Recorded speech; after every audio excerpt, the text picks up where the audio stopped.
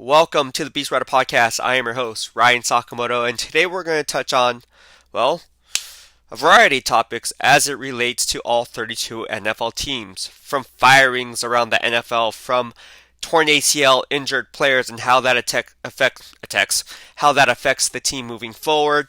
Things of that nature. We'll be discussing all the hot topics leading up to week 13 and down in their future. Okay, so let's get started. First, let's start with Jaguars GM Dave Caldwell. The Jacksonville Jaguars fired Dave Caldwell. He was the team's GM from 2013 to 2020. And no surprise here, if you check or followed me on Twitter, check my Twitter receipts, you would know that I actually listed Doug Marrone as one of my 6 head coaches on the hot seat. And usually head coach and GM go hand in hand. First is off the board, Dave Caldwell. And it looks like Doug Marrone is also on his way out.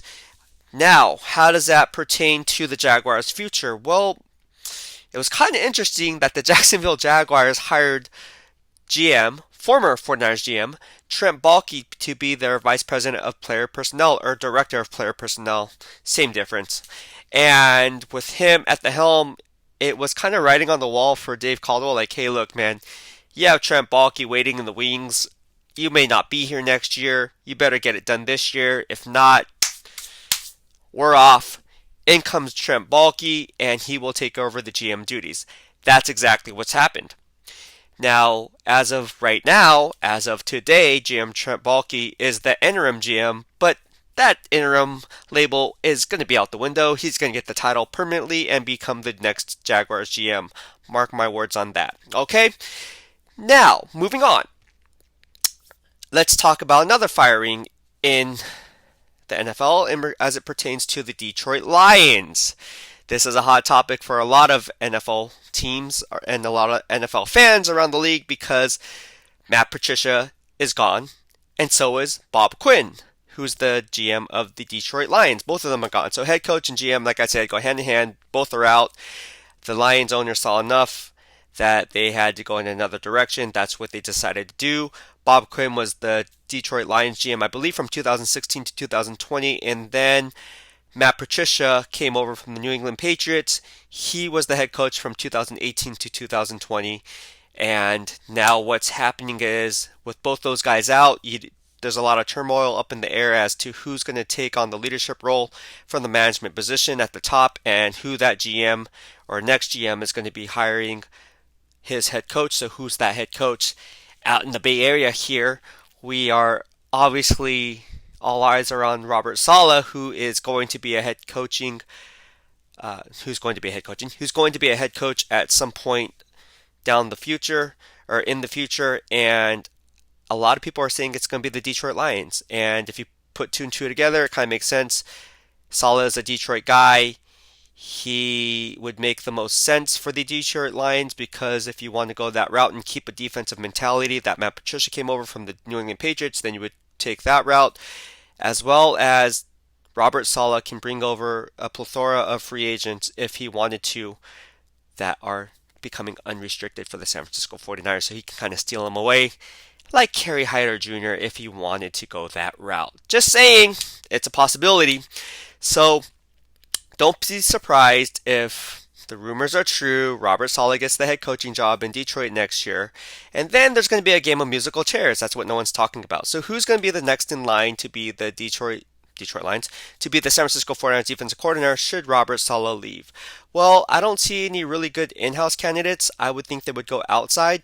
But, time will tell how that's going to play out. But I did have a question from, I believe his name is, let's go back, David Newton. He asked me a question. He said, who is the in-house favorite to replace Saleh when he leaves? Who should the Niners look outside the organization for defensive coordinator? Well, that's a great question, David, and I have an answer for you. The answer is plain and simple. Let me toggle back and forth here as I get my stuff up and running. To me, it's all about continuity. And if it was me, I would want to hire someone in-house. But if I'm going somewhere outside, I want to hire someone who's familiar with Saleh's scheme. So maybe a guy like Dan Quinn could be a possibility. He was fired by the Atlanta Falcons. He might be a nice plug-and-play piece. If you think about it logically, he comes from the Seattle Seahawks coaching tree, Jacksonville Jaguars coaching tree, so you kind of put two and two together. He would be a nice outside candidate, but don't count out, again, musical chairs, like I just said. Matt Patricia. Matt Patricia was a defensive coordinator for the New England Patriots. He's going to be out of a job at the end of the year. Well, he is out of the job right now because he got fired. So he's already out of the job. So he's going to be fielding offers, not likely for a head coaching position, going back to the DC role. A lot of DC coordinator positions are going to be opening up with a lot of head coaches being fired. The whole staffs get wiped clean. Look for Matt Patricia to possibly be a hot candidate in San Francisco to replace Robert Saleh. All right? Just putting it out there. Robert Saleh, Dan Quinn, those are my top two outside candidates. Okay, moving on. Let's talk about the undefeated Pittsburgh Steelers. The Pittsburgh Steelers beat the Baltimore Ravens in what was a postponement after postponement after postponement, game after game after game. It went from Sunday to Monday to Tuesday. And then the game was played on, I believe it was Wednesday. So with that being said, how does that play out into the Steelers' future? Well, let's take a layer back and look at it from the Steelers' perspective. They get the win, but they lose All-Pro Bud Dupree. And I say All-Pro because in my grading system the last 2 years, as I grade all 32 NFL teams, you would know that Bud Dupree is playing at an All-Pro level in my grading system. And I included, coincidentally, I wrote my latest podcast is on Bud Dupree before his injury took place, which is about, I don't know, I think it was like a week and a half ago, 2 weeks ago. And I said, since he's become an unrestricted free agent, can the Steelers re-sign him? He's having an all-pro season, and look what happens today. I apologize. I jinxed Bud Dupree. He was having an all-pro season, and he was due for a big payday. And he's still due for a big payday. Someone's going to pay him coming off a torn ACL. We've seen it happen with Quan Alexander. We've seen it happen with a lot of players down the stretch in the last contract of their year. So don't be surprised if Bud Dupree still gets paid. But it's a tough blow for the Pittsburgh Steelers, who lose their second best edge rusher opposite of TJ Watt, who was playing at an all-pro level. But if you look at my description in the podcast below, again, for those who don't follow me or if you just recently followed me, I tie this podcast into my previous podcast so you guys can kind of connect the dots and check my YouTube receipts that what I'm saying now, I kind of foresaw it weeks ago, months ago, whatever the case may be. And that's what I said about Bud Dupree. So scroll down, watch the description of my earlier podcast, which I included in the podcast below. And it was in regards to Bud Dupree. With Bud Dupree being gone, I stated in that podcast, and I'll just touch base on it, that the Steelers weren't dumb. All right, they knew that he was going to have an all-pro season for the second year in a row. That's why they drafted third-round pick Alex Highsmith. And Alex Highsmith was actually getting first-team reps. If you watch the Steelers and how they play situational football down the stretch, as the season wore on this year, you saw more Alex Smith getting more reps and more situational snaps down the stretch and leading up to week 13, which is what we are in now. So is it a huge blow losing Bud Dupree? Absolutely, because now all the focus and attention is going to be focused on TJ Watt and whoever's going to command the other side. That's ultimately going to be up to rookie Alex Highsmith, who Mike Tomlin always says the standard is the standard, so it doesn't matter who's there. You got to get the job done and play up to that standard, which is all pro standard left by Bud Dupree's vacancy. All right, so how do I think Alex Highsmith will do in Bud Dupree's absence? I'm not going to be like, oh yeah, he's going to tear it up, get 10 sacks, or no. All right, he'll be serviceable. He'll be good. He'll make some splash plays. He did it against the Baltimore Ravens with that nice INT off Lamar Jackson. So he is good enough to get the job done. Look for a similar play to what happened earlier in the year when the Steelers lost Devin Bush.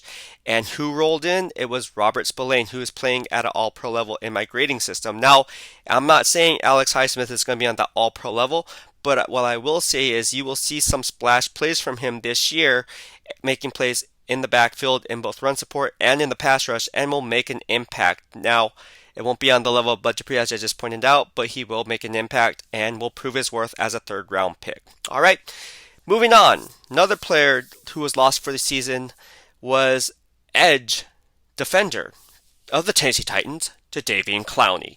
News broke that Jadeveon Clowney was listed on the injured reserve list back on November 21st, I believe, and he is on the outside looking in after the Titans signed him to a 1-year, $13 million deal. If you remember, the Titans also brought over Vic Beasley from the Atlanta Falcons on a 1-year prove-it deal before releasing him, and now their other 1-year prove-it deal pass rushing specialist, Jadeveon Clowney, is now out for the year with a torn meniscus in his left knee.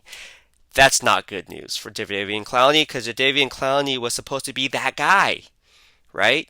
He left the Texans and had 9 sacks and then goes to Seattle and only has 3 sacks and then wanted to get paid, wanted to get 20 plus million a year, didn't get that, so he had to settle for 13 million a year, kept dropping his asking price and ultimately found his landing spot with the Tennessee Titans, and it's not going well for him this year. Through 8 games that he's played in this year, he had 0 sacks. 0 sacks. So me and him tied. And I don't even play. And that's not a good look for a player who is in a contract year. You're coming off a torn meniscus, and now in 21 regular season games played, you only have recorded 3 sacks total, dating back to your time with the Seattle Seahawks. So that's not a good look. I think the asking price for Jadeveon Clowney is descending, and now teams can get him at a bargain price, especially coming off a torn meniscus. All right. So to put that in perspective, with COVID, the way it's going down, NFL is losing a lot of money, multi-million dollars in ad revenue and so forth. So their budget has been cut from 198.2 to roughly 175 million, which means that if you're looking for a team that would be a perfect fit to Jadeveon Clowney, I'm going to give you one. He stays in the AFC.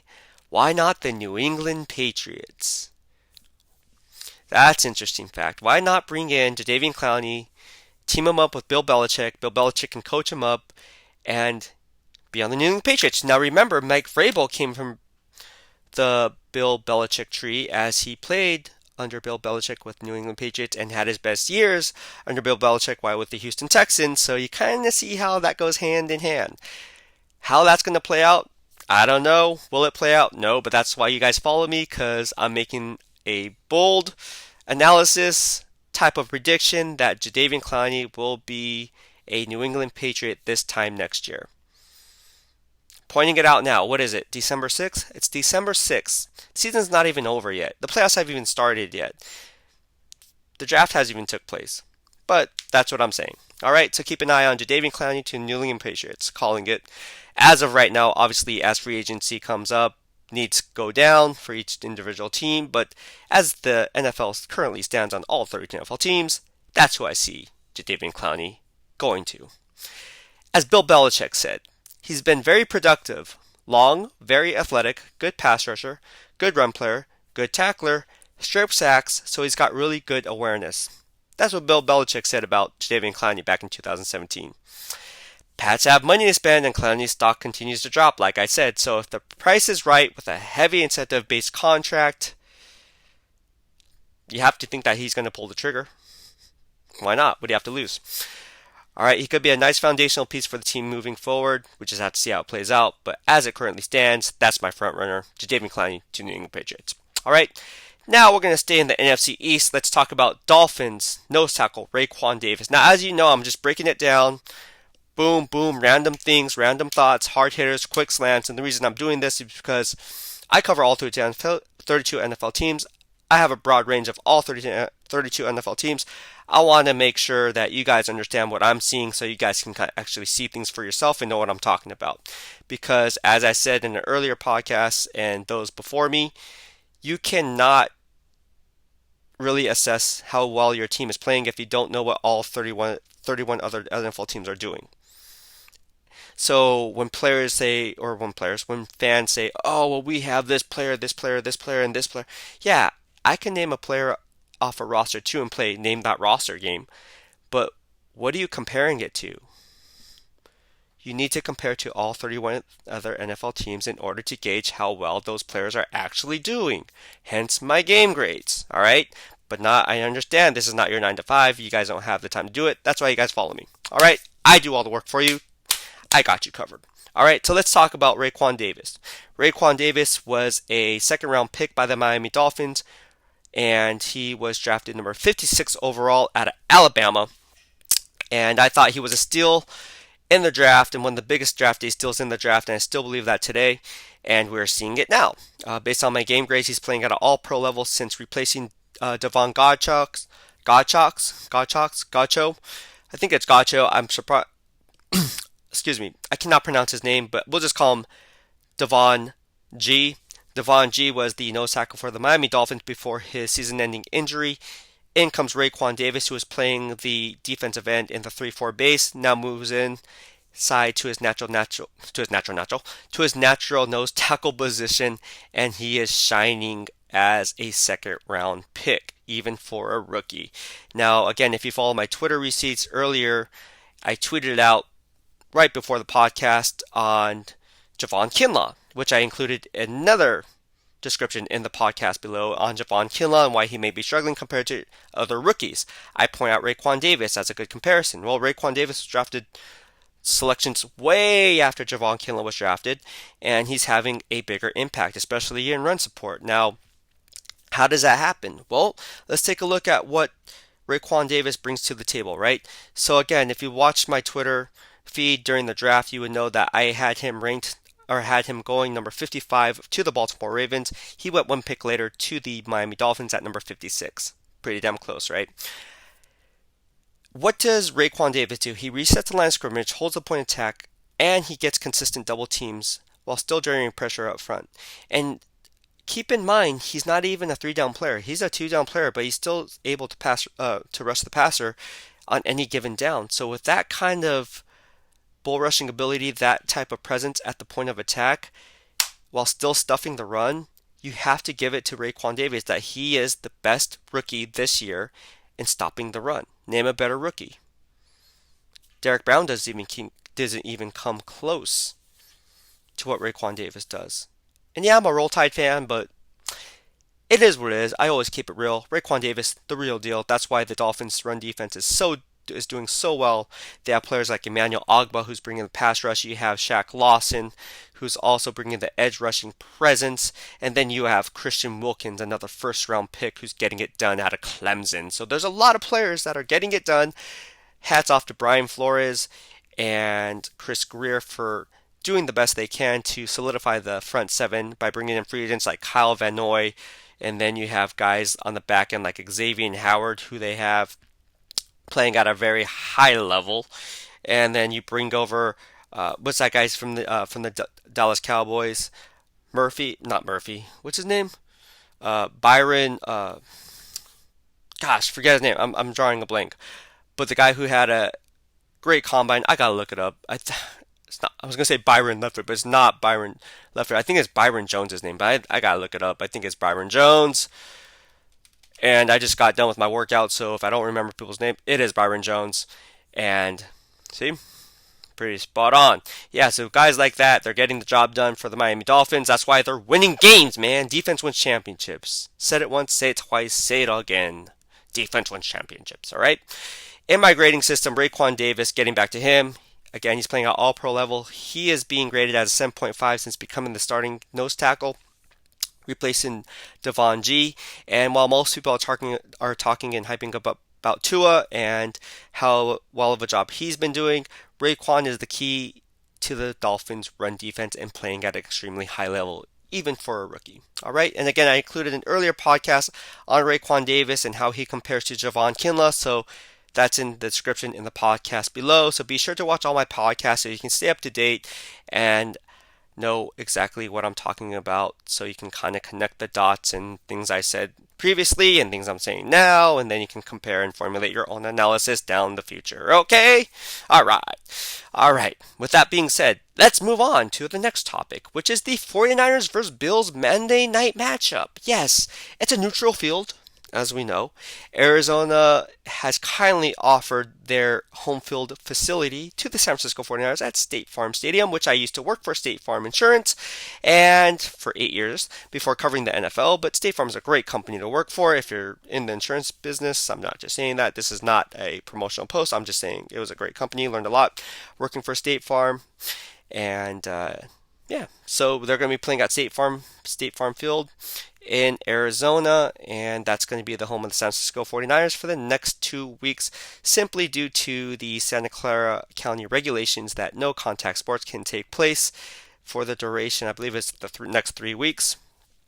So the 49ers home field advantage is out the window, even though they play in Arizona. So it's a neutral field. How's that going to play out with the San Francisco 49ers taking on the Buffalo Bills? Well, I'm going to break it down. Let's start with the Bills quarterback Josh Allen. Josh Allen is a great zone read option quarterback. We all know he can scramble.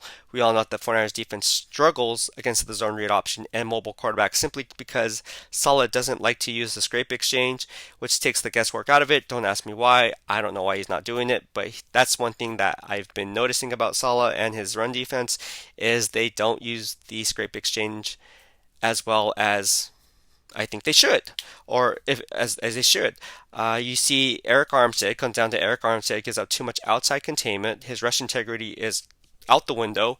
When he gets too wide, you just leave the inside run, or if he gets caught too much inside off the play action pass or the zone read option, then he allows Josh Allen or some other quarterback, Lamar Jackson, you name it, Russell Wilson, get outside the pocket and run for a first down.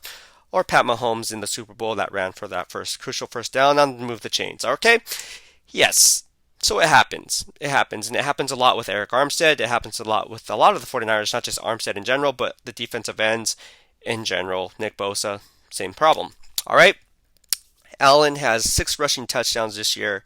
And to my point, the Niners are going to have to do everything they can to stop him, maybe put 8 men in the box because Josh Allen is as good a threat as throwing it as he is passing. Okay? As throwing it as it is passing, that's the same thing. Throwing it as it is rushing, I want to say. All right, so look for the Buffalo Bills to exploit the 49ers off play action pass and zone read option, keeping the defense honest. All right, and then we're going to stay on the offense side of the ball.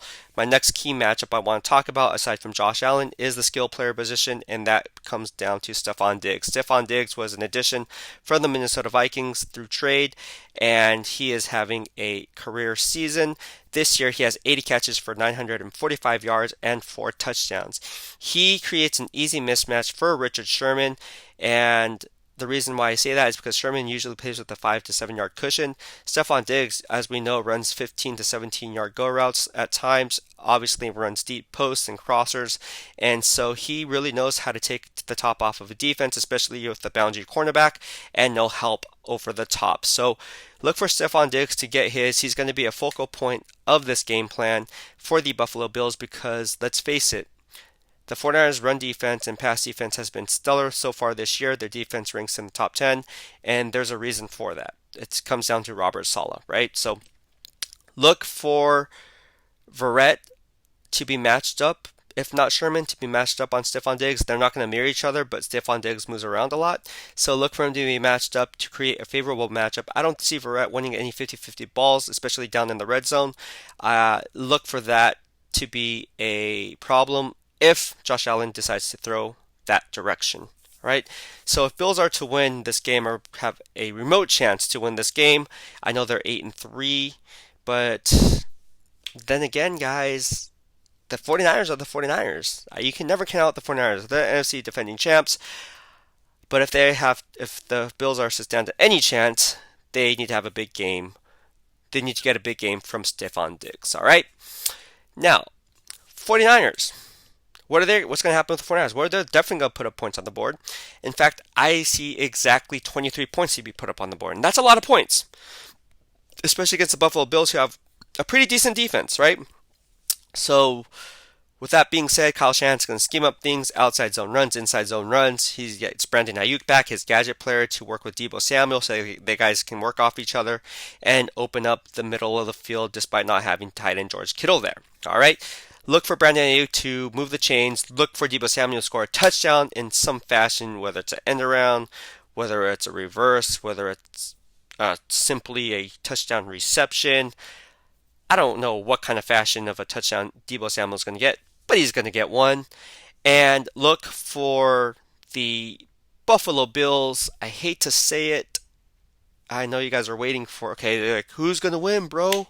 Getting a lot of feelers on that. And I hate to say it. I hope I'm wrong, but I see the Buffalo Bills winning 27-23 in the neutral field. of play. That's my final score. Yeah. So Buffalo Bills win this one easily. Just joking. Caught you there. They don't win easily. It's going to come down to the wire. But I see the Buffalo Bills winning 27-23 on Monday Night Football. All right. Well, that'll be it for today. That'll be it for today. I hope you had what I had to say. If you did, please hit the subscribe button in the lower right hand corner of the screen as keep all things beast. Also, again, in the description below, I have included earlier podcasts so you guys can help stay up to date on all things beast and as it pertains to this podcast, so you guys can kind of, again, connect the dots on my earlier podcast and analysis and match it up to what I'm saying right now, and then you guys can formulate your own opinions moving forward. All right. Well, thank you for tuning in. I'll be back on this thing probably tomorrow as I answer your questions. Thank you for tuning in. Have a good night. BEASTwriter out.